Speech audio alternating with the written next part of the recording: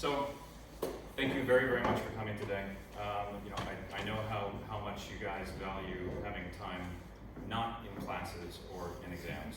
So thank you very, very much for coming today. We hope to make this worth your while, and we're very, very happy to be here. Through the very kind participation and partnership that we have with the university, we're going to tell you a little bit about our company, tell you about what we're trying to do, and talk about what BioMech is and how ideally you guys might be able to play a part in what we're trying to do. So let me talk about the company. So BioMech was founded about 6 years ago, and we're comprised of engineers, scientists, programmers, and medical clinicians, and even some sports folks. And we build motion science applications. Okay? Now there's a lot of people building motion science applications these days. It's obviously one of the top areas in Internet of Things, as everybody is calling it. But what we do and the way we do it is fundamentally different, we believe, than the way most other people embrace the space. My personal background, and then I'll talk a little bit about how I got to know Igor. I started working for Apple Computer in 1988, so that makes me a real dinosaur for as far as most of you or all of you are concerned. In 1988, Apple was not the way it is today. In 1988, Steve Jobs had left Apple the year before. This is now 9 years before he came back, right? And I worked at Apple from 1988 to 1991. But the takeaway from Apple, and the reason I wanted to work at Apple, was because Apple was focused on taking difficult to understand information, taking technology and making it applicable to, or making it useful to people in their everyday lives. It's not about the technology itself. And so our perspective as a business was honestly informed by my experience very early on at Apple. Most people, with the present company likely not included, don't care about technology. Most people want to be able to get directions to go on vacation. They want to be able to buy tickets to travel. They want to be able to call their friends and family. They want to be able to perform tasks, right? The technology is something that they don't actually care about. And for a lot of people, the tech actually gets in the way.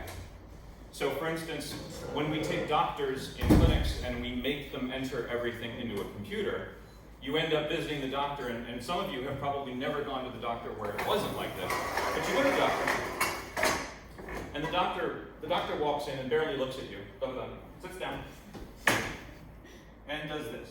How are you? How are you feeling? Okay.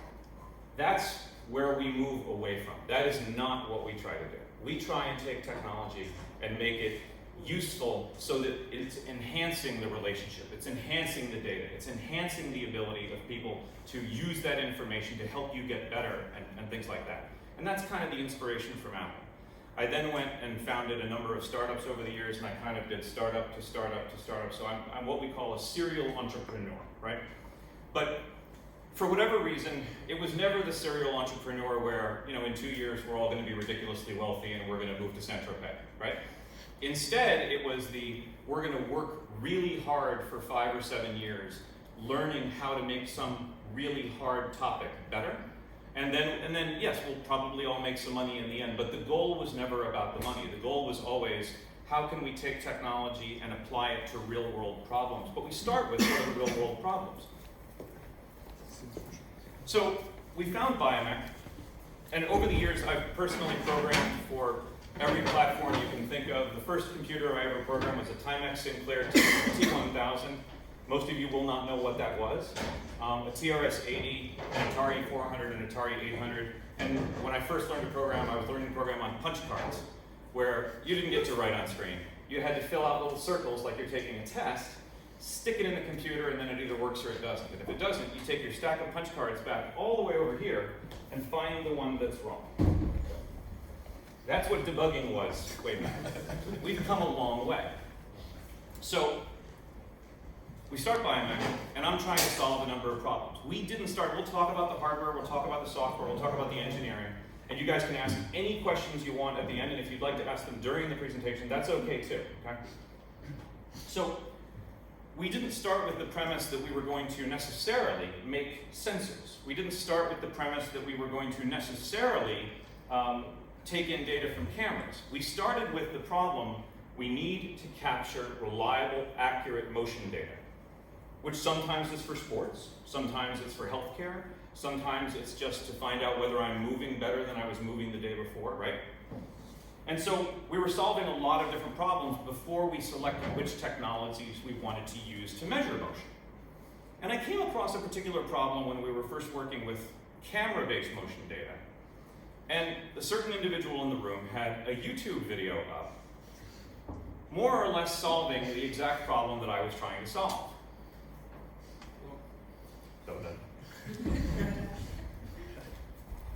So I look at this screen, and I point with my finger and I said, I need to talk to him.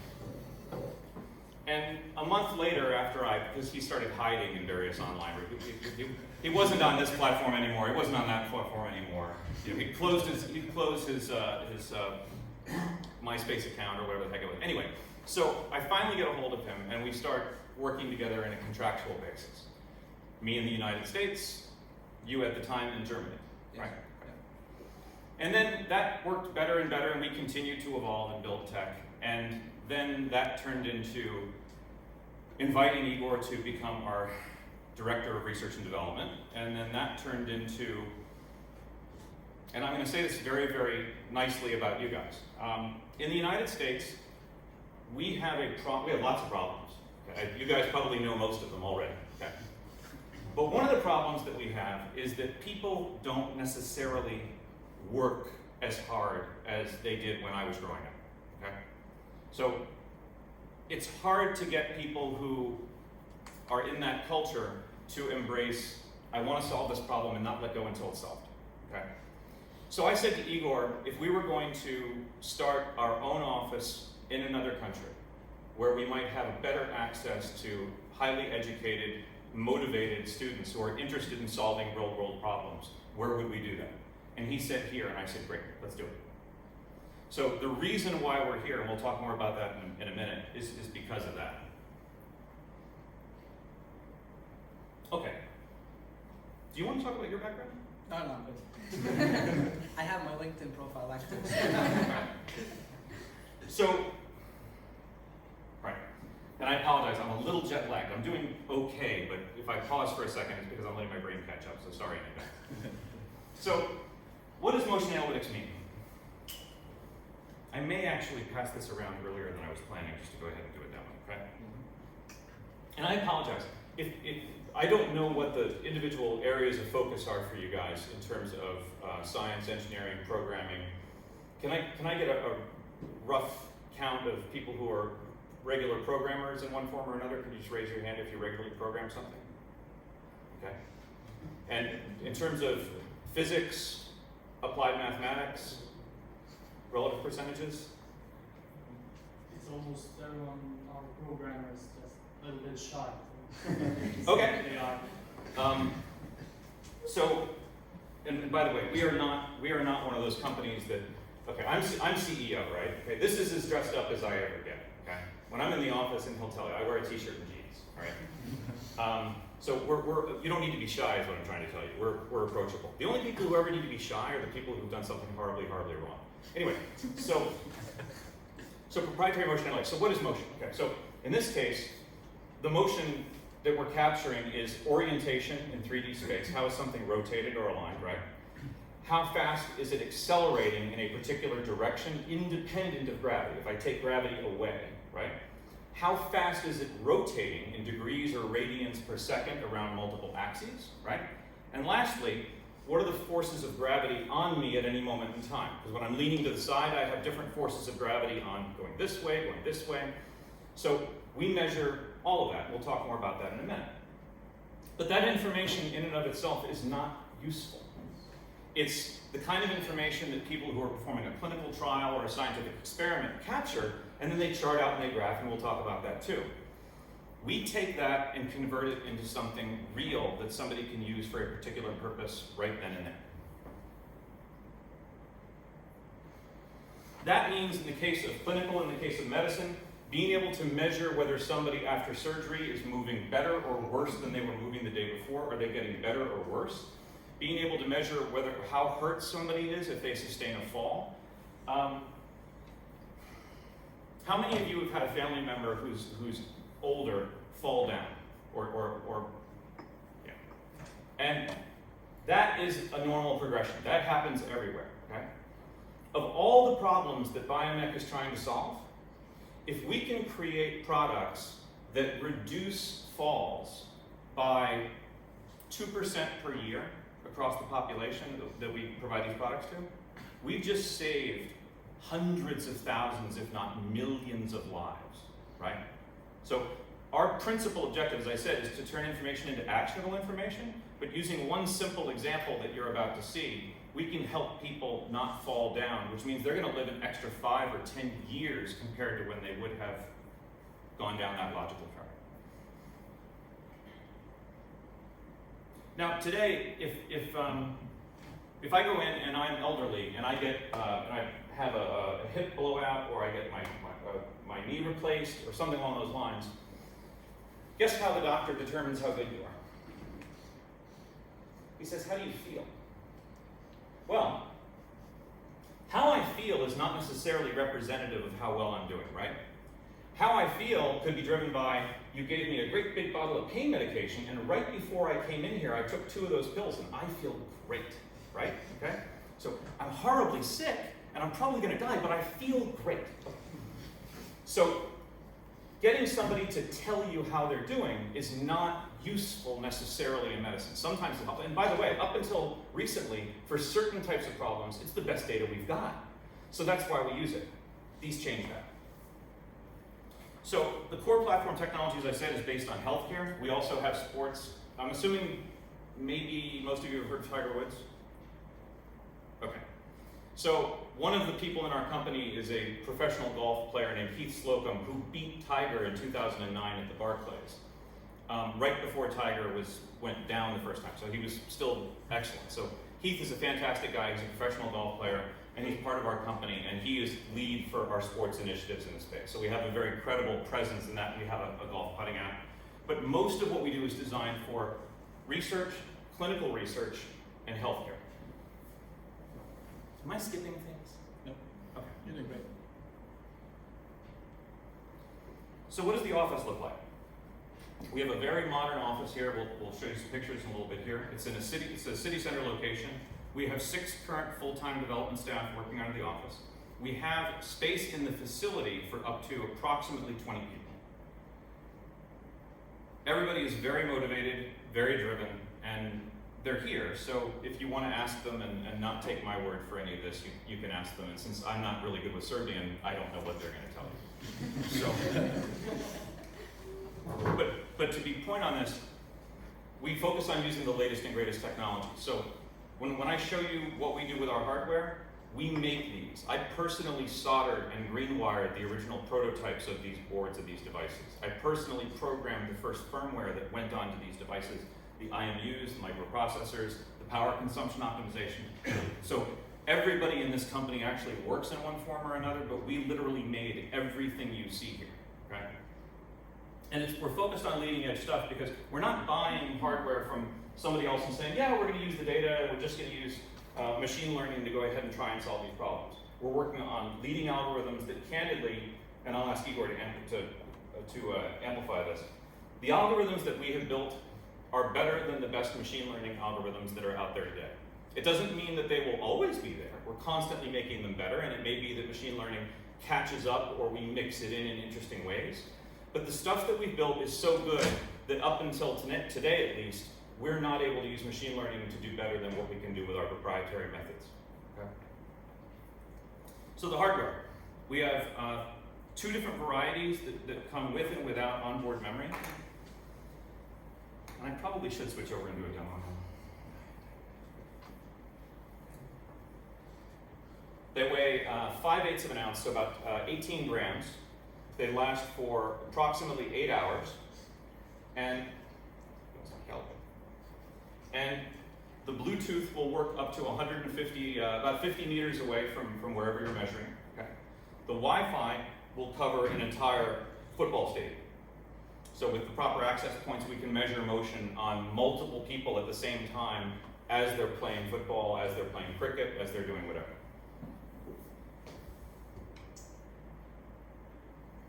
So I'm going to show you our research interface just so you can get an idea, and I'm going to pass around one or more of these guys. 4%, okay. I may need to switch out for another battery in a second, but for the moment, this is fine.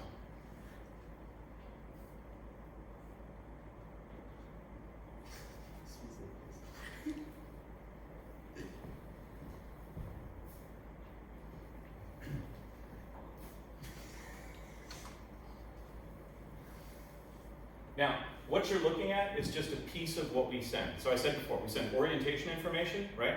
We send angular velocity information measured separately from orientation, which is how fast am I rotating. We send linear acceleration, which is acceleration with gravity taken out, so that we can figure out whether or not something from a velocity standpoint or acceleration standpoint is moving in a particular direction and how much.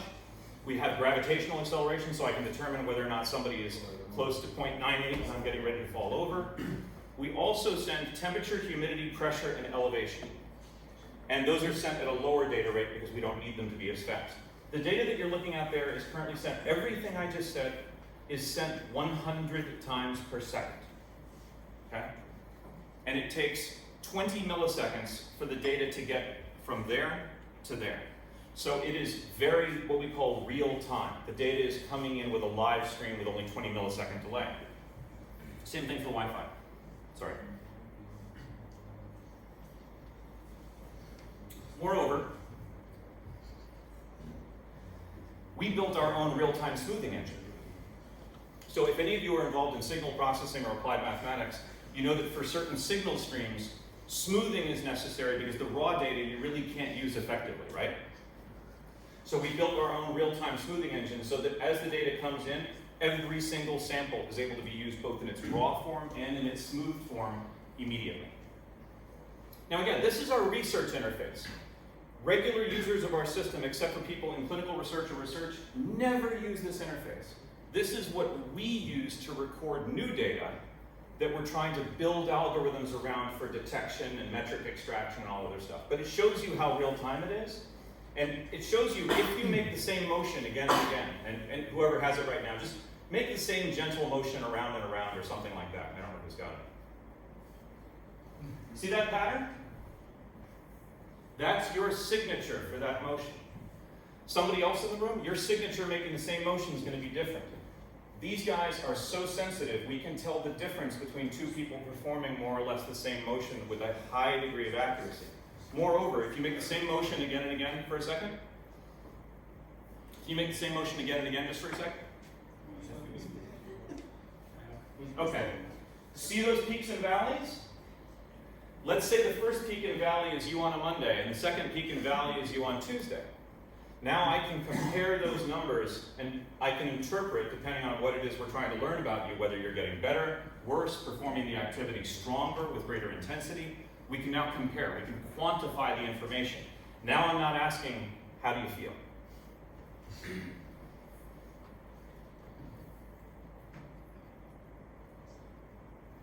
We also do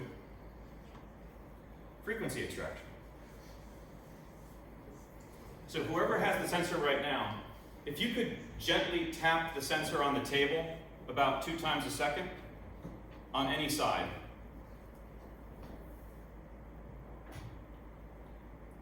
All of these are self-adjusting graphs and charts. We're extracting full frequency and vibration information from each signal stream as well. So here's what this means. Once you have all this data, oh, one more thing. We can support up to 5 of these at the same time talking to this iPad, and we can tell our software whether we want them all to be aligned. So if I put 1 here, 1 here, 1 here, 2 down here, when I start getting data, everything is referenced to whatever start point I want. Everything is at 0. I don't have to worry about transformations so that, well, this one was mounted this way, or this one was mounted this way, or this one was mounted this way. No. We have the technology to automatically smooth and auto-align all those sensors so that when you start whatever activity, everything is at 0, and now you can look at the differences. Is it still making its way around, right? Yeah. Okay, cool. Now, that's 100 samples a second, 100 hertz. Our latest sensors operate with all the same data at 250 hertz, and we have a number of patents in the United States and internationally on how we put the pieces together to get the best possible data out of this. We also have the ability to selectively talk to different pieces of our sensor technology and say, you know what? I don't want everything at 250 hertz. What I'd like is angular velocity at 2000 hertz. Okay? So we've got flexible configuration of these devices without changing anything about the device. They can simply be told over the air, give me this, and that's what we get back. And I'll wait until this makes its way around.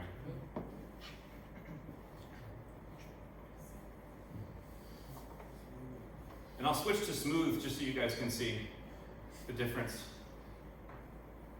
Which one looks like it's easier to work with?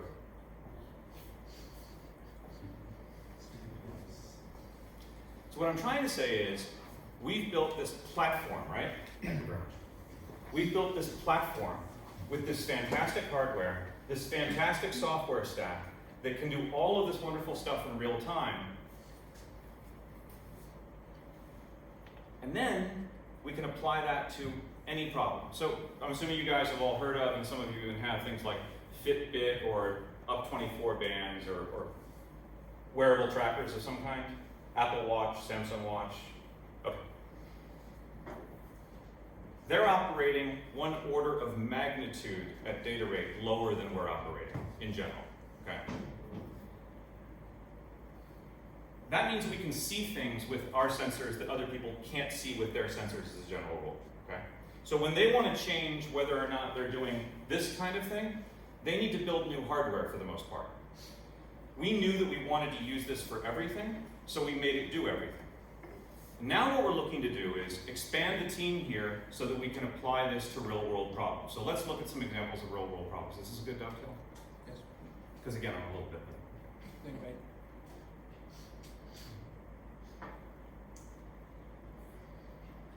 Actually, I am going to do one more thing.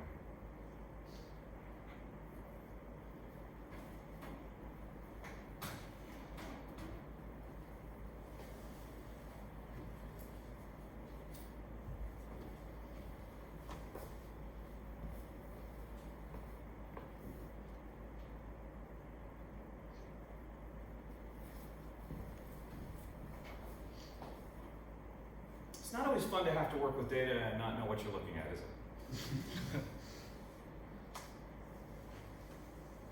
So what if we could do this?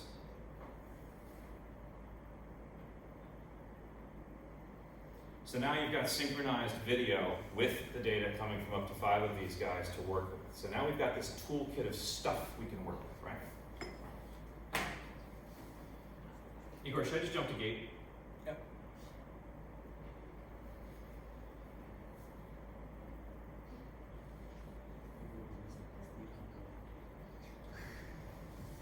So that's the research interface, right? Most people don't even have access to that research interface. Most clinicians have access to this interface. Big buttons, easy toolkit, and here's the metaphor. And this is a takeaway that I took from Apple early on. If you don't make something incredibly easy to use, people will not use it. Okay? There are countless examples of products that people have bought into because the marketing was really good. They take it home, they're like, this is great, I'm gonna be able to do this and this and this. They use it once, it's so hard, it gets put away, they never touch it again. And so everything we do is designed with the assumption that the user is going to make mistakes, which is why you can mount the sensors within reason any way you want and it'll just recover automatically. Everything is designed to be, put it on, hit start, perform the activity, hit stop, what's the data?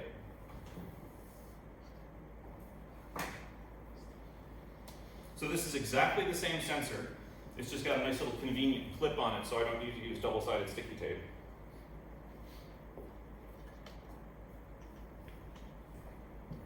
And I'm going to go into gate. Who'd like to be tested? We can do one-to-one. No problem. This is actually helpful. Okay.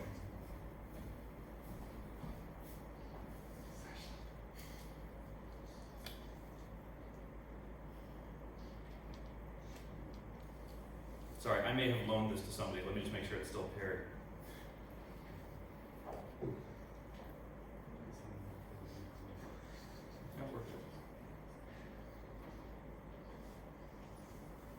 So I've got all kinds of stuff I can set up, but if I'm just wanting to measure him, I'm just going to hit next. Okay. Sorry, I put this on your lower back. Take off your clothes. Just do that. Okay. Now do me a favor. Don't fall down the stairs. And don't run away. Come back here. No, come back here. And just stand like this, facing that way with your arms at your side. So that's good. Okay. And wait. And when I ask you to start, if you could walk to the stairs, but not down, and then turn around and come all the way back. But wait until I hit. Go ahead.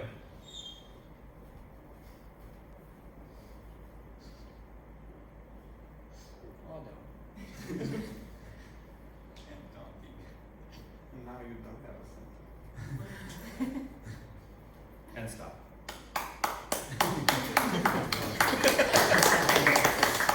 Okay, so let's talk about this. All that data you saw before, we turn that into this. Okay? Now let's talk about what this is, because this does require some explanation for people who are not necessarily familiar with it. So when we walk, you guys haven't thought about walking since you were like 2, okay? That's the last time you really gave any I'm assuming, have given, other than people who might be into kinemetrics here or kinematics, if you thought about walking at all at your age, I'd be very surprised, okay? As you get older, you start thinking about walking a lot more. And that includes things like, how fast am I walking? He was walking really fast. 119 steps a minute is a pretty quick pace. 110, 105, 110 is average for somebody with normal proficiency. As we age, we slow down and we do that, right? How hard we hit the ground with each step is important, okay? He's relatively symmetrical, okay?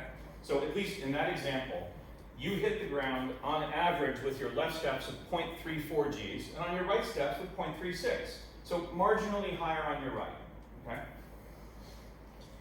The support time is how much time we spend on each leg or as we're transitioning between steps, right? So, and by the way, in general, symmetry is a good thing. That said, none of us is symmetrical, okay? So 0.33 seconds on the left, where he was just supported by his left foot, okay? 0.28 seconds on his right, where he was just supported by his right. And then double support is that point in time. So as you're walking, this foot's down, this foot comes down, and now both feet are on the ground at the same time, right? I'm transitioning. That's what we call double support time. And depending on which toe is in the back, that's your finish time. So when he's walking and his left toes are finishing that step, he's spending 0.24 seconds on his left toes as he finishes, and he's spending 0.23 seconds on his right toes as he finishes. Okay? Again, fairly symmetrical, okay? Then we've got that nice little graph on the top, front, back, left, right. That's your truncal deviation. If I put a laser in my head and I aim it straight at the ceiling, it's going to be right in the center of those crosshairs, okay? As I walk, I'm moving my trunk around like this. That's the map of where your trunk moved and the maximum values in degrees that you leaned in each direction. Would the outcome be different if I turned on the right side? Because I turned on the left side. Great question. Great question. Yes, potentially. Not absolutely, but potentially. And normally when we have somebody perform a full gait test, we have them go down and turn one way, then come back and turn the other way. And that way we've nullified to a certain extent that data. Or we'll say we don't want any turns at all in the data set, so don't turn, just go ahead and walk straight and back, right? But here's the cool part. Today, what we just did in 18 seconds In the United States, to do this level of analysis, you have to go to what's called a gait lab. There's a great big treadmill there, it's instrumented, there are cameras around the top of the room, they're aimed at you. You get there in advance, they put all these tiny little infrared reflective balls on you so that the cameras know which part of your body is moving. There's a PC in the corner that only 2 people in the whole place know how to operate in terms of the software. And when they're done with you walking on the treadmill, a half an hour later, there's a report with lots of charts, okay? It's not actionable. Let me back up. It may be actionable for people who are in sports science or who are deeply clinical, but it's not accessible. I have to go to a facility that costs between $500,000 and $2 million. I have to spend all this time getting set up with these balls. I have to calibrate the system with a thing that looks like a giant cross, right? For this level of analysis, okay? We did in 18 seconds here what we can do in that lab there. And here's the cool part, we can do this anywhere. We can go to an assisted living facility with a bunch of people who are 80 or 70 years old. We can measure everybody in the place right there in one day. The other thing that we can do is, when you put somebody in an artificial environment, they're not really good at performing the way they do normally, right? So, if you go to the doctor, and the doctor says, I want you to walk across the room, you start walking like this. Right? Even though at home, you're walking like this. Right? So, being able to measure people where they live, where they operate, is really important because you're not getting good data. And that's, by the way, that's if you can get a 75-year-old person to sit still for a half an hour so that we can strap all these little balls on you, and then put you on that treadmill, right? So measuring where the problem occurs or where people live is really important to making the data actionable. But because we've made this so easy, I mean, there's all this tech in this room. This is what we need to do a gait analysis. One of these, let's measure your gait. Do you have any questions before? No. Yeah. And you're right, the data is that sensitive that it will detect on left turn and right turn and all that stuff. You still need should I go? You're good, you're good. Okay, sorry.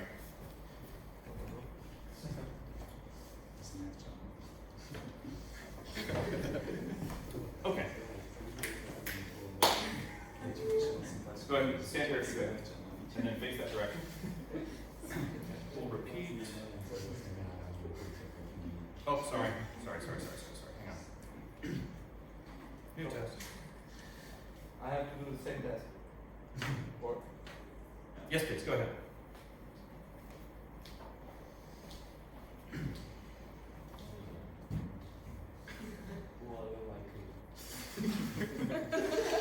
Not me a car, baby.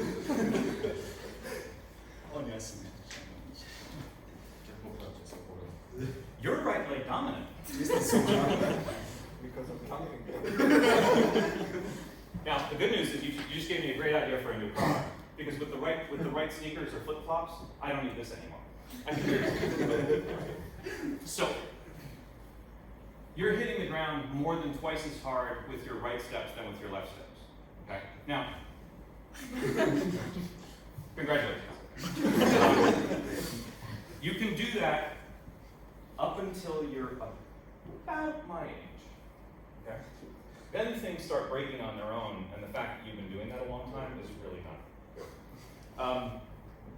Okay, so a little bit slower, okay? Here's how much time left, there's how much time right. Relatively symmetrical. You're finishing a lot more with your left, though, than with your right.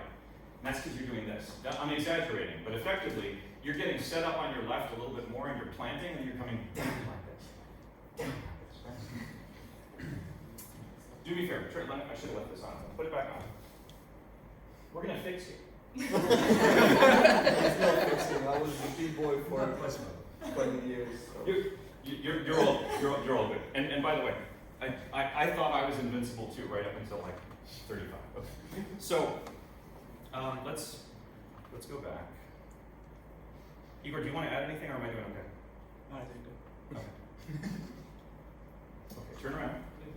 Now here's what I'd like you to try and do. I want you to consciously think about don't focus on how hard you're hitting the ground at all, okay?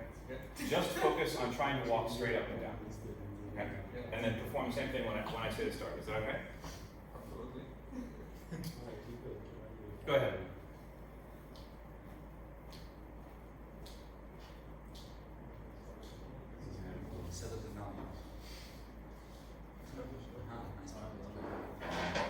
You guys getting the idea here?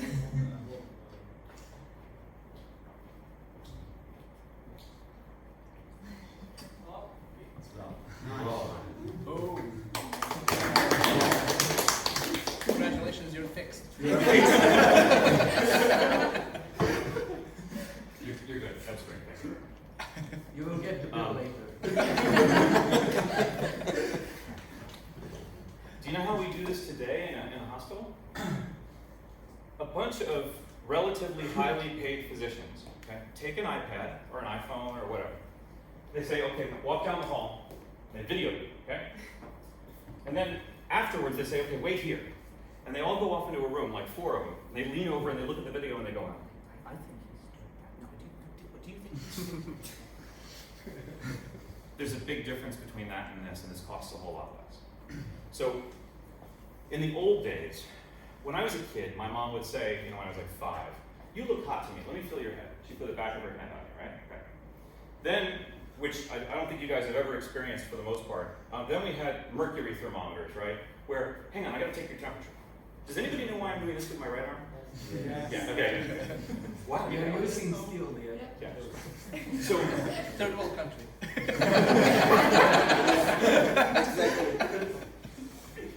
yeah, don't play with the mercury. So now we go into the doctor, we get measured, and it's like, put the sleeve on, beep, 2 seconds later it's down to 100th of a degree, right?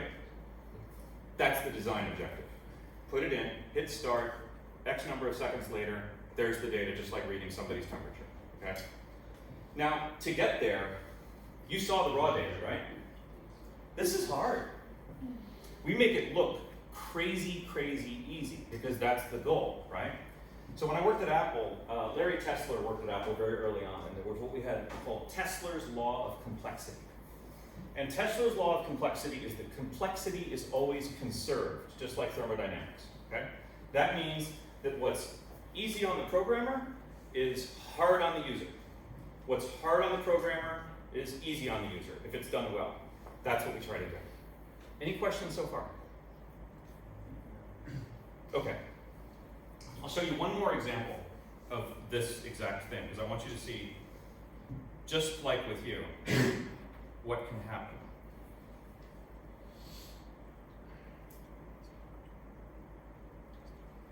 Okay. My mom is 76 years old. She had an inner ear infection about 10 years ago. Her balance is terrible, okay? But she still walks every day. She moves around relatively well. And I was trying to work, and I stopped off at my parents' house because it's right next to the airport, and I was just trying to get some work done before my next flight. And my mom wouldn't leave me alone. Is anybody familiar with your parents not leaving you alone when you're at home? Okay. So I go, fine, if I'm not going to get any work done anyway, I'm going to give her a gait analysis. So I put the sensor on, I said, Mom, I want you to walk into the foyer, into the living room, into the dining room, and back into the kitchen, okay? So she does. She's walking harder on her left. She goes, oh yeah, I've always walked harder on my left. It's relatively symmetrical in her support, but if you look at her truncal deviation, just walking around the house, she's bending over to the right a maximum of 10 degrees. Now, for the record, that's not good, okay? So as you age, your muscles naturally atrophy, your strength decreases, your balance gets naturally worse whether you've had an inner ear infection or not, your response times decrease up here, everything gets worse. There's nothing really good about getting old, so congratulations. Okay. But when you're like this, that little ball shows the average of where she's spending her time when she walks around. 10 degrees to the right is bad. We're top tier predators, okay? That's the development of us, that's our evolution. So our eyes are focused forwards, just like a regular predator, right? And our maximal stability, because of the way our feet is designed, is this way, okay? So I can put a coin on the ground, I can bend over and pick it up 3 or 4 feet in front of me in the worst case scenario, and I'm still in balance, I'm still stable, right? If I take that same coin and I put it down to either side, it becomes an order of magnitude more difficult for me to pick it up. If I put it behind me, it's virtually impossible. I can do it, but as we get older, forget it, right? So 10 degrees to the right is not good. If I know that she's already got bad balance, that means that sooner or later, as her muscles get increasingly weaker, she's going to fall down, right? Okay. So I said, okay, Mom, I want you to pretend that you're in what they used to call cotillion. It's like finishing school. It's, you know, they put the book on your head and you're supposed to walk like this and all sorts of stuff, right? All right. I have her do exactly the same walk around the house. So here's the point. This is about being able to measure, immediately take action in some cases. In other cases, the person can't do this themselves. But in many cases, we can help people get better by showing them what they're doing right then and there. And if somebody's coming back from surgery or fall or whatever, we can help them get better over time. Okay, so now back to why you're all here, so I apologize.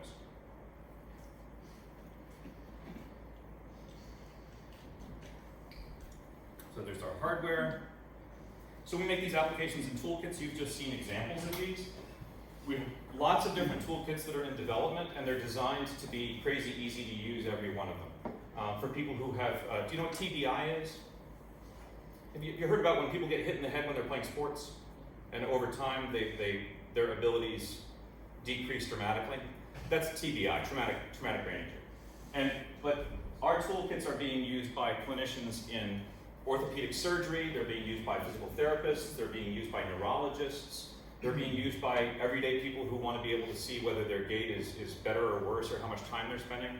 You know, when you're in your teens and 20s, if you put twice as much force on your right leg, what you don't see is how much you're wearing down the disc on your right side at your knee, okay?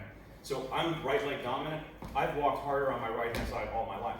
I lost this disc 5 years before the left one, okay? If I had taught myself to walk more evenly, I probably would have had both of them for 3 years more. So we build applications and toolkits. Again, to restate, we take that and stuff like that and convert it into that, okay? So what we're looking for is people who have knowledge of physics, applied mathematics, algorithm design, math, app programming, interactive rapid prototyping, and to the extent that people don't have all of these things, that's totally fine. We're interested in people who are interested in solving real-world problems with a variety of either science, programming, engineering, or clinical backgrounds. We're not restrictive, is what I'm trying to say. Here's our office, and we are offering paid internships that can convert into, as appropriate and as people want, and if things are working out, advancement and full-time work. We're offering competitive compensation as part of the paid internship piece, and we also offer competitive compensation as it relates to the full-time work as well. That's the office. It's a very modern workspace. As I think you guys can see, we're working with latest and greatest technologies. I should have mentioned, everything we just did was sent automatically up into the cloud, and we're able to do roll-up reports and analysis on everything that we just looked at. So I can look at a longitudinal result over time for how somebody's performing and perform reports. And that cloud platform helps to drive that. We have, very kindly, we have university dedicated space. And you know, we're planning on having a regular presence here. And the people who work with us will have regular time working with Igor, myself, and other senior staff in terms of trying to accomplish various tasks. I know I'm missing something. It's on the next slide, probably. Yes, That's too easy. Of course, how they reach us, that's Yes. what's important. So I'll open the floor to questions in general, but we're interested in hearing from you guys. That's why we're here, and we really appreciate the time and the attention. So basically your company right now is finding new problems, and those problems should be solved through that device. Am I on the right track? Yes, and sometimes with a combination of video and that device, or those devices, but yes. And so what we have is, we have a long list of target problems and markets and features that we're adding to the product. But almost all of the new products that we are planning use our platform to identify pieces of motion and extract key metrics, right? So the number one problem is being able to look at that data that we gave you And we have a whole other toolkit that we give to people who work in motion science that helps you to look at that data, helps you to visualize it, and identify things that are interesting that will help us to detect what that is. And if I may add, or if you have a video of eye tracking as well, maybe we can. We have it already. Let me take a look. But yeah, we're not just. We initially started, as John mentioned, working with cameras and extracting motion from camera data, right? Then we moved to sensors, but we're still working on computer vision, for example, as part of the problems that we encounter. So you And- are also, I'm sorry for No, go ahead. So you are also open to find new hardware for the problems that you are solving. Yes, if absolutely necessary. If the current solutions and hardware that we possess, that we work with, it's not enough, then yeah, why not? But we had a prototype of eye tracking, for example, measuring the way how eyes move and driving the user interface using just eye movement. And that prototype was built in.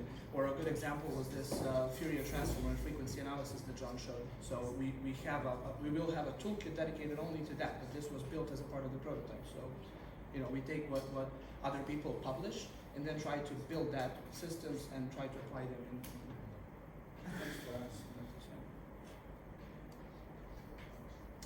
What we also have as one of the planned things that what John didn't get to is we have a pipeline where we automatically can test and measure accuracy of all of these algorithms. So when we change some things, the Jenkins machines, they do the build and they run through hundreds of sessions of collected and curated data.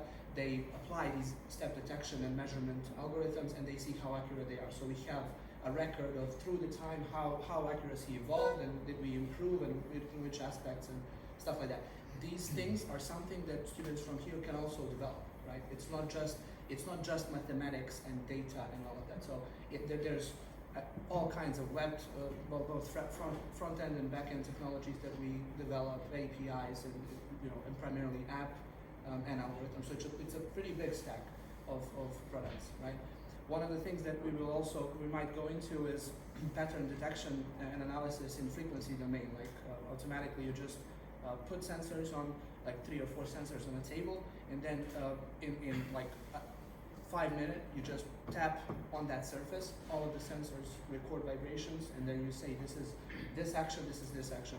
You label everything directly from the app, you hit a button, you send the data to the server, it gets trained, you download the model, right? Yeah. So things like that. It's not just limited to this set of already built products. There's a lot in the pipeline that we either cannot show because there's not a sufficiently good working prototype, and for some things it's under NDA, so we're not allowed to show these kind of things. But when students come in, it's very important to know that when you reach out, we analyze the best possible way for you to work with us. You show us your interest, your curriculum, we show you the products, we discuss about the potential, whether it's master thesis project or just an internship or full-time development opportunity or part-time development opportunity. So just reach out with any kind of question or proposal for us. Right? Thank you. Okay, so I can't find the eye tracking one, but we promise we're not lying. We are really are. By the way, I'll try finding it in the meantime. I do have one other video though that might be very interesting to discuss. Okay. I can't say this next comment enough. We have great people, okay, and it's not just that. We have great engineers, we have great motivated staff, and it's not just the people who are also here from the local office. So our director of hardware is actually director of engineering, technically. Let me show you this.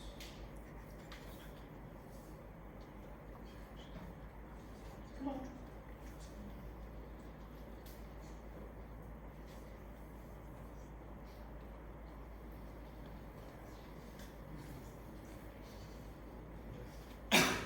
Is wearing 2 of our motion sensors, and he happened to be using them wired, but it doesn't matter, it can be done wired. The same thing I'm going to show you right now can be done wireless.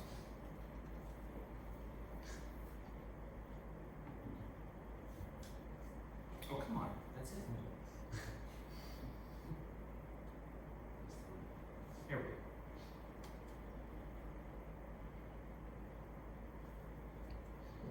Come on, Jeff, do something.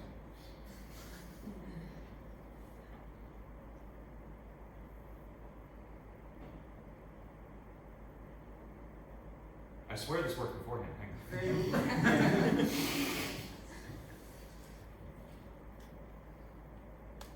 I loaded the wrong video. Forget Here we the go. current Okay, time. here we go. Yeah. There we go. That's better. So we're doing work with robotics, we're doing work with our sensor technology, we're doing work with real-time monitoring of that data, and we're building a lot of other things. To Igor's point, we have this repository of motion data that we've curated so we know what is good motion, what's not bad motion, and anytime we change our algorithms, we rerun against that curated repository to see if we're getting better or worse or just different. And we're also building robots that are designed to take the data that we've recorded and play it back. Why is that useful? Because now I can take a new version of our sensors and put it on the robot, and I can now record with new sensor technology the original motion that was recorded by the old sensor to see if our new sensors are better or worse than the old ones at delivering the data. So every aspect of engineering we try and get better and better and better at every day.